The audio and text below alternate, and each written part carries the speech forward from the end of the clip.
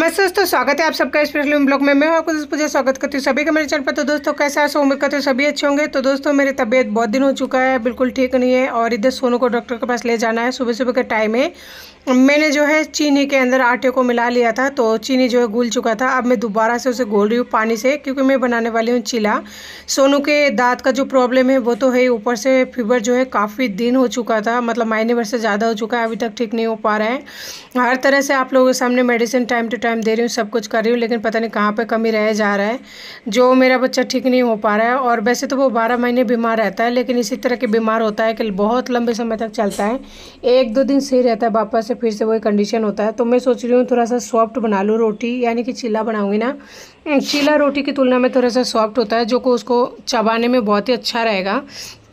फिर मुझे याद आया एकदम से ना, केला ला कर रखी थी छोटू के लिए, तो एक केला रखी हुई थी, तो फिर उस केला को ले आई और चीले में डाल दी, तो खाने में इसका टेस्ट भी अच्छा लगेगा। और केले का है ना एक बहुत ही मतलब बेहतरीन एक खुशबू आती है, जो कि बच्चों को पसंद भी आता है। तो इससे है ना केला डालने से सॉफ्ट भी हो जाएगा थोड़ा सा चीला। तो इसलिए ना मैंने चीले में इस केले को अच्छे से मिक्स कर दिया, और चीनी तो डला हुआ है, तो बच्चों को उम्मीद करती हूँ अच्छा लगेगा। खास करके सोनू के दांत में प्रॉब्लम हो रही है ना, यानी कि मुंह में प्रॉब्लम हो रहा है, वो खाना नहीं खा पा रहे। तो बहुत दिन हो चुका है सोनू के, यानी कि दोनों बच्चों के खाने में दलिया, खिचड़ी, चीला, ये सब चीज़ें हो रही है, सूजी वगैरह। क्योंकि जब इंसान का दांत और मुंह सही नहीं हो, तो फिर उनको जो चीज़ें अच्छा लगता है, जो इजीली खाया जाए, शायद वही बनाना चाहिए। तो देख सकते हैं यहाँ पे ऑयल जो है मेरा ख़त्म हो चुका है, और ऑयल अभी देखे लाना पड़ेगा जैसे भी हो। तो थोड़ा सा ऑयल था, उसी को मैंने इसमें फैला दिया है।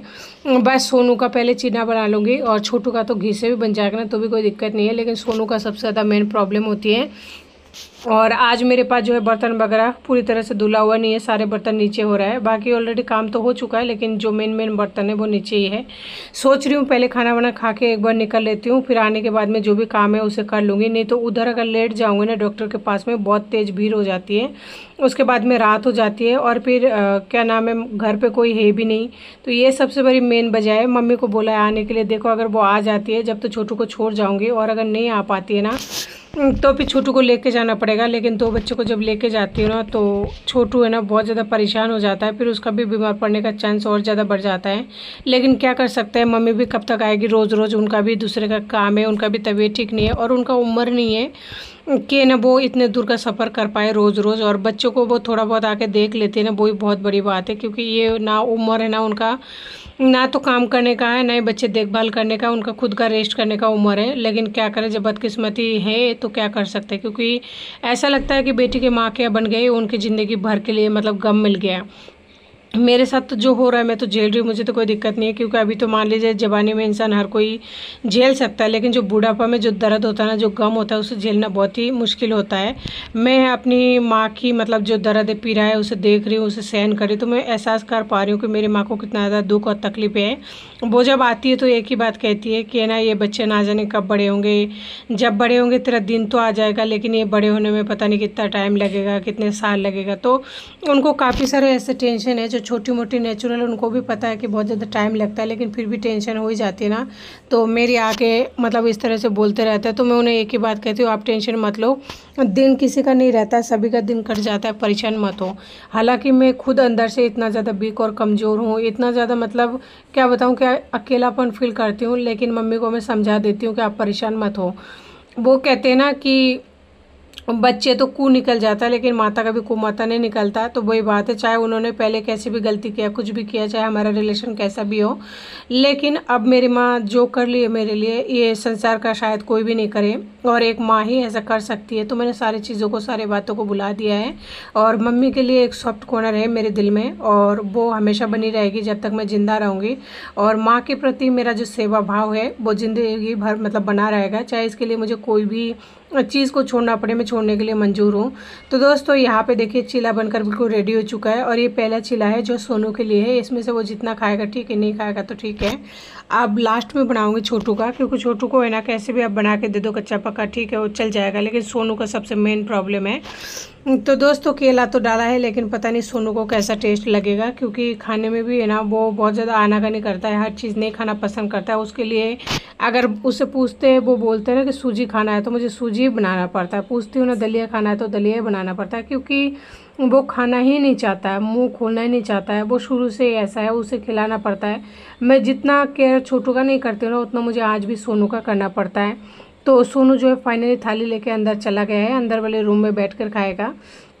यहाँ पे मैंने ताव पर फिर से चढ़ा दिया है, थोड़ा सा मक्खन डाल दिया, और ये मक्खन मेरी पहले का रखी हुई थी, अभी का नहीं है, तो मक्खन को ताव पर फैला दिया। अब बना रही हूँ मैं छोटू के लिए मक्खन वाली, और उसके बाद में जब तावा खाली हो जाएगा ना तो फिर वो मेरे लिए चिना बना लूँगी, अगर बच जाएगा आटा तो। वैसे आटा मैंने बहुत सारे लिए हैं, कोई भी चीज़ परफेक्ट नहीं बनती है ना, खास करके रोटी चावल हो जाता है ना, या तो थोड़ा कम पड़ जाता है या फिर ज़्यादा, तो ऐसा ही होता रहता है। तो इस तरह से मैंने फैला दिया है ताकि ये थोड़ा बड़ा बन जाए और पतला बन जाए, लेकिन है ना बच्चों को जो है एक बार में ही वो दिया जाए। नहीं तो बच्चों को अगर 2 चिल्ला देते हैं ना तो फिर कहते हैं अरे 2 दे दिया, इतना सारा दे दिया, कौन खाएगा। तो उनके 70 नखरे की वजह से एक बार में बनाओ, मेरा समय भी बच जाएगा, मेहनत भी बचेगा, और फिर जल्दी जब निकलना होता है ना तो फिर हर चीज़ ये सोचती हूँ कि कितना जल्दी कर पाऊँ काम को और यहाँ से निकल जाऊँ, बस वहाँ का काम सुलटा के घर में आ जाऊँ। लेकिन अभी सुबह के 8:30 बज रही है, देखते कहाँ तक क्या होता है। और उधर मैंने उस चूल्हे पर चढ़ा दिया था चाय, क्योंकि जब तक ये चीला वगैरह बनाऊंगी ना तब तक जो है मेरा बन जाएगा ये चाय।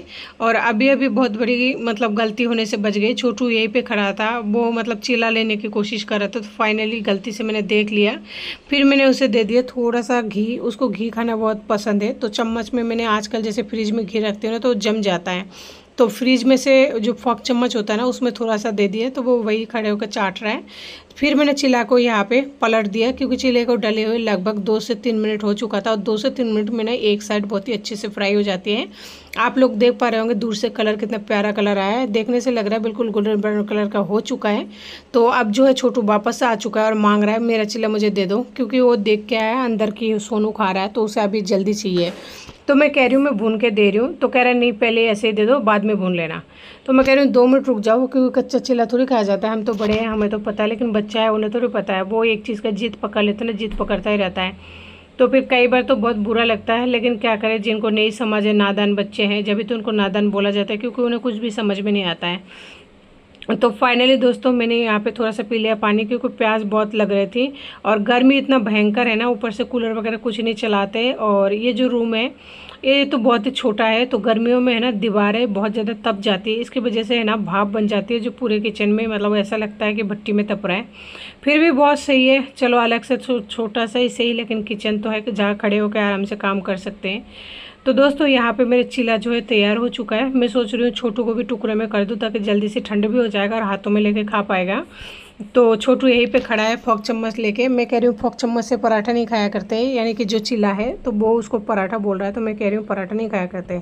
अगर उसे बोल दूँगी चिल्ला है तो वो नहीं खाएगा, क्योंकि छोटू को पराठा चाहिए और चिल्ला सोनू को चाहिए था। तो छोटू से झूठ बोल रही हूँ कि ना पराठा है, तो वो बोल रहा है मैं लेके जा रहा हूँ। मैंने बोला कि नहीं गर्म है, आप नहीं ले जा पाओगे, मैं लेके चलती हूँ। तो फाइनली जो है मैं उसे है ना अंदर ला के और दे के आ गई। उसके बाद में लास्ट जो है बिना ऑयल और घी डाले मैं उसे ऐसे ही फ्राई कर रही हूँ, क्योंकि देखिए बच्चों को लेकर मेन परेशानी होती है। अपन तो बड़े हैं, कैसे भी खा लेंगे, कैसे भी एडजस्ट कर लेंगे, हर किसी चीज़ को इस तरह से बड़े कर ही लेता है मैनेज। और हाथों हाथ जो है बर्तन को मैंने सिंक में रख दिया और हाथ धो लिए, क्योंकि अब और आटा वाटा कुछ भी नहीं है। उधर मेरी चाय बन चुकी है, और देख सकते हैं बिना ऑयल वगैरह की है ना, नॉन स्टिक के तावा में देख सकते हैं कितना बढ़िया तरीके से सरक रहा है।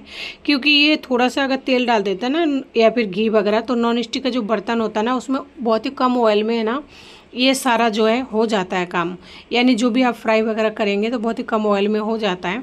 लेकिन बच्चों का खाना में ना नॉन स्टिक वाले बर्तन में बनाना पसंद नहीं करती हूँ, लेकिन कभी कभी यानी कि हर टाइम जो है बर्तन नहीं हो पाता है अवेलेबल, जैसे सिंक में हो गया तवा, या फिर कोई भी कढ़ाई वगैरह भी सिंक में हो गया, तो ऐसे कंडीशन में बनाना पड़ता है। वरना मुझे ना बिल्कुल ही पसंद नहीं है कि नॉन स्टिक के बर्तनों में मैं ना बच्चों को खाना वाना दे दूँ। तो दोस्तों जैसे चीला हो रहा था वैसे वैसे मैं अपने लिए सामान लेके आ रही थी फ्रिज से। अपने लिए मतलब कि थोड़ा सा हरी मिर्ची लेके आई हूँ, क्योंकि मेरे लिए रात का है ना बासी चावल है जो जो कि पानी में भिगाई हुई है, यानी पानी वाले चावल है जिसे पांता बोलते हैं, जो मेरे पास है। तो मैं सोच रही हूँ कि उन मिर्चियों को काट लूँ, थोड़ा सा मिर्ची जो है इसी तावा में फ्राई कर लूँगी। गर्म तावा में कौन सा अलग से करना है तो वो सही रहेगा। तावा तो गर्म है ही और तेल मेरा जो है ख़त्म हो चुका है। बस ऐसा मान लीजिए कि हरी मिर्ची जो है ना वो थोड़ा सा सॉफ्ट हो जाएगा तावे की गर्माश की वजह से। और यहाँ पे मैंने एक पीस जो है फ़िश फ्राई कर लिया है। और ये फ़िश फ्राई पूरा तो नहीं लूँगी, आधा लूँगी, क्योंकि आदमी को अपनी अकॉर्डिंग जो है करना पड़ता है एडजस्ट।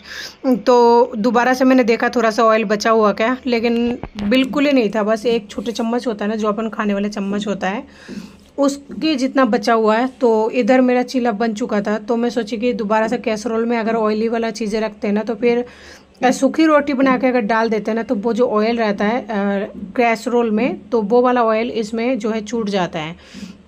तो इस वजह से मैंने कैसरोल में नहीं रखा, सोनू के थाली में दे के आई हूँ उस चीले को, ताकि मैं उसे बाद में खा लूँगी।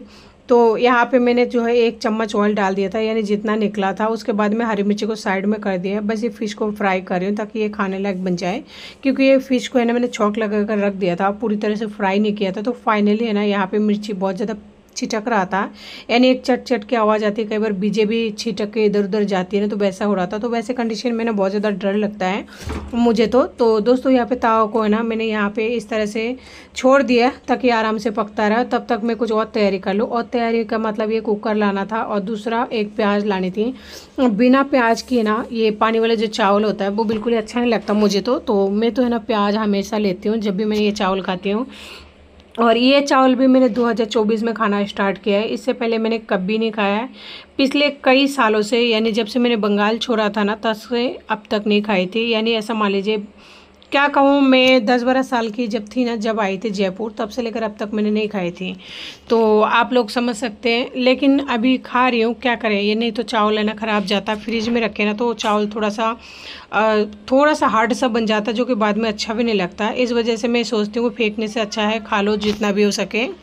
तो जी यहाँ पे मेरा जो है फ़िश फ्राई हो चुका था, हरी मिर्ची वगैरह सारा ही फ्राई हो चुका था। तो मैं सोच रही हूँ प्याले के अंदर निकालूँ, क्योंकि तावा तो बहुत ज़्यादा गर्म है और तावा का काम जो है मेरा कंप्लीट हो चुका था। तो इस तरह से मैंने ढक दिया है तावा से, क्योंकि गर्म तावा है और गर्म तावा में कोई भी जानवर नहीं आएगा, चूहा वगैरह खास करके। तो सबसे पहले पी लेती हूँ चाय, क्योंकि ये जो चावल है ना इसे खाने में थोड़ा टाइम लगेगा। पहले बच्चे खा लेंगे मतलब चीला वगैरह उसके बाद में। और यहाँ पे मैं बनाई थी कच्ची कैरी की चटनी। ये चटनी थोड़ा ज़्यादा बन गया था, लेकिन ये मसाला टाइप का है। ये चटनी भी है मसाला भी है, दोनों चीज़ें एक है। अगर जितना चटनी खाना है खा लेंगे, लेकिन जितना बच जाएगा ना उसका सब्जी वगैरह या कोई भी सब्जी बना सकते हैं, कोई दिक्कत नहीं है। ये इस टाइप का बना हुआ है। ऐसा मान लीजिए कि मसाला को पीस कर पका कर रख दिया, जब सब्जी बनाओ 2 चम्मच सब्जी में डाल दो, बस फिर उसे रख दो। और इसका टेस्ट है ना कैरी का टेस्ट है, थोड़ा सा खट्टा और कैरी वाला फ्लेवर है, क्योंकि इसमें मैंने कच्चा कैरी डाला है। कैरी का सीज़न है और बहुत ही टेस्टी लगती है। तो ये जो मतलब चटनी है बच्चे नहीं खाएंगे, क्योंकि इसमें मिर्ची मैंने बहुत ज़्यादा डाला है, लाल सूखी मिर्ची भी डाली है, लाल पाउडर भी डाला है। तो बच्चे नहीं खाएंगे, इसलिए मेरे लिए ये तो 2 टिफ़िन बना है। तो पराठा वगैरह जो है बना लूँगी उससे, क्योंकि बच्चे तो खाएंगे नहीं, मुझे सब कुछ फिनिश करना है। सब्जी बनाऊँगी तो उसमें 1-2 चम्मच डालती जाऊँगी। सबसे पहले सुबह सुबह अगर चाय पी लेते हैं ना तो नींद अगर पूरी नहीं होती तो थोड़ा सा आँखों को सुकून मिल जाता है। और जब लत लग चुकी है तो फिर क्या दिक्कत है। कॉफ़ी पीने की इच्छा होती है, लेकिन कॉफ़ी अगर 10 रुपये का पाउच लाते हैं ना तो फिर वो 1 बार या 2 बार बना लेते हैं, उसके बाद में ख़त्म है। यानी 2 टाइम अगर आप कॉफ़ी पियेंगे ना तो 10 रुपये का पाउच आसानी से लग जाता है। तो दोस्तों नाश्ता पानी करके ना हम लोग निकल गए थे। और अभी हो रही है शाम की टाइम, शाम की 6 बज रही है। मैं यहाँ पे लेके जा रही हूँ सोनू को, साथ में पानी का बोतल लिया है, क्योंकि छोटा बच्चा है, हर जगह पानी अवेलेबल नहीं हो पाता है। और वो होता है ना, क्या बोलते हैं उसको, ओला वाला जो बाइक वाला होता है ना, तो हम उन्हीं के साथ जा रहे हैं। वो मेरा कोई रिश्तेदार या सगा नहीं है।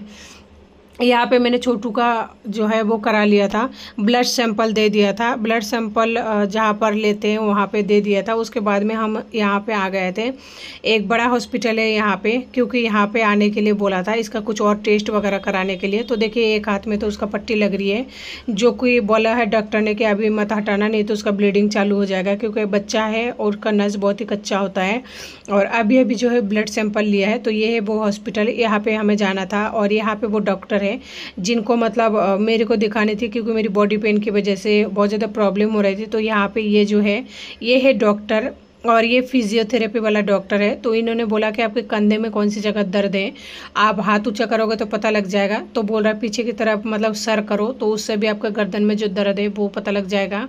तो यानी इस तरह से ये लोग चेक करते हैं। तो मैंने सोचा कि ना यहाँ पे क्यों ना मैं अपना काम कर लूँ, क्योंकि मुझे भी वीडियो डालनी होती है। और कभी भी मैंने आज तक की मतलब रिकॉर्ड में मैंने कभी भी नाइट का वीडियो नहीं शेयर किया था। तो फिर मैं सोचा क्यों ना एक बार शेयर करूं ताकि मेरे बच्चों को भी याद रहे कि हाँ, मेरी माँ बीमार हालत में भी इस तरह से लेके जाती थी। मेरा इस वीडियो को बनाने का डालने का कोई दूसरा मकसद नहीं था।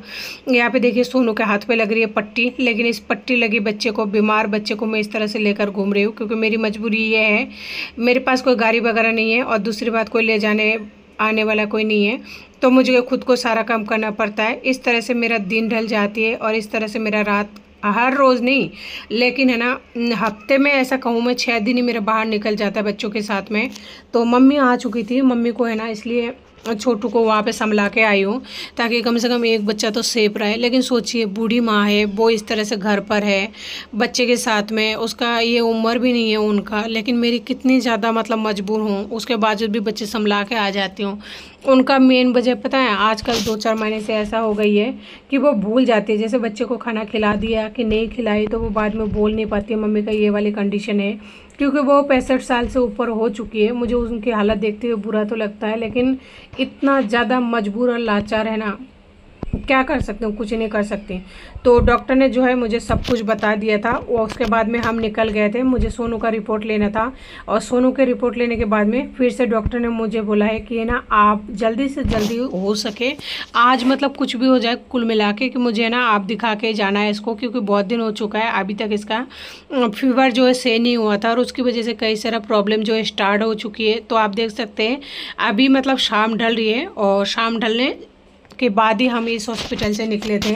और हमारे यहाँ से है ना बस वगैरह मिलना, ऑटो वगैरह, टोटो वगैरह मिलना बहुत मुश्किल हो जाते शाम ढलने के बाद में। क्योंकि मैं जहाँ पर रहती हूँ ना, रहती तो जयपुर के अंदर, लेकिन वो सिटी की तरह नहीं है, थोड़ा सा गांव टाइप का है। देख सकते हैं अंधेरा हो चुका है हमें टोटो मिलने में। और हर कोई चाहता है कि जब घर की परिस्थिति ऐसी हो 2 पैसा बच जाए, और 2 पैसा बचाने के चक्कर में देखिए कितना रात हो जाती है। और पैसे क्या कर सकते हैं अपन, बताइए, कुछ नहीं कर सकते, बस जैसा हालत है ना वैसे एडजस्ट करने की कोशिश करते हैं। तो दोस्तों आज मैं अपनी एक रात की वीडियो शेयर कर रही हूँ जो कि एक सिंगल मॉम की रियल लाइफ की स्टोरी है। यानी आपको देख सकते हैं कैसे मैंने कट वगैरह नहीं किया है, आपको पूरी तरह से दिखा रही हूँ कि बच्चे को लेकर मैं किस तरह से रात रात दर बदर भटकती हूँ ताकि मेरा बच्चा सही रहे, सेफ रहे। उसके बावजूद भी मेरे पति को ऐसा लगता है मैं उसके लिए कुछ करती नहीं हूँ। वैसे फ़िलहाल मुझे है ना उनकी कोई भी बातों से कोई फ़र्क नहीं पड़ता। और आज की ये वीडियो मैं इसलिए डाली हूँ ताकि मेरे बच्चे को याद रहे। तो दोस्तों यहाँ पर दवाई वगैरह लेने के बाद में काफ़ी ज़्यादा लेट हो चुके थे, रात के 10 बज चुका है। बाबू को यह पानी पीना था और इसके हाथ में थोड़ा सा सूजन आ गया था क्योंकि वो सैंपल लिया था। उसके बाद में फिर हम लोग पैदल पैदल आ रहे थे क्योंकि हमें ना बस वगैरह कुछ भी नहीं मिल रहा था। बस हमारे यहाँ पे 9 बजे के बाद में बंद हो जाते हैं। और देख सकते हैं कितना ज़्यादा सुनसान है। अगर कोई रात को बाहर रहता है तो दूसरों को प्रॉब्लम होती है कि रात को बाहर कैसे रहे, और अगर मतलब किसी के साथ जाए तो है कौन, कोई नहीं है। तो हम दोबारा से आ गए थे हॉस्पिटल में क्योंकि डॉक्टर ने हमें बुलाया था, शायद कोई प्रॉब्लम हो गया होगा। उसके बाद में दोबारा से जांच कराए थे। देख सकते हैं ये है डायग्नोस्टिक सेंटर जो कि मेरे पति को अच्छी तरह से पता है। और मैं कुछ नहीं बताऊंगा उसकी बीमारी के बारे में क्योंकि क्या हुआ क्या नहीं हुआ, क्योंकि कोई भी इंसान मदद तो करता नहीं है। इसलिए जो भी करना होगा मैं ही करूँगी, किसी से मुझे कोई मतलब नहीं है। तो दोस्तों सबसे पहले तो आप लोगों से माफ़ी मांगना चाहूँगी कि मतलब अभी के बाद में मैं सोनू के बारे में या फिर मेरे बारे में जो भी होगा ना, मैं क्लियर तरीके से खास करके सोनू के बारे में नहीं बताऊंगी।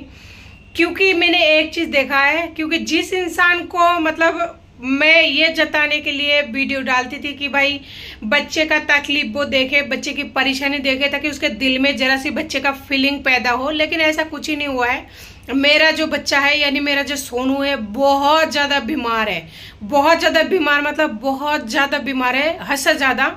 उसका कई सारे टेस्ट कराई गई है।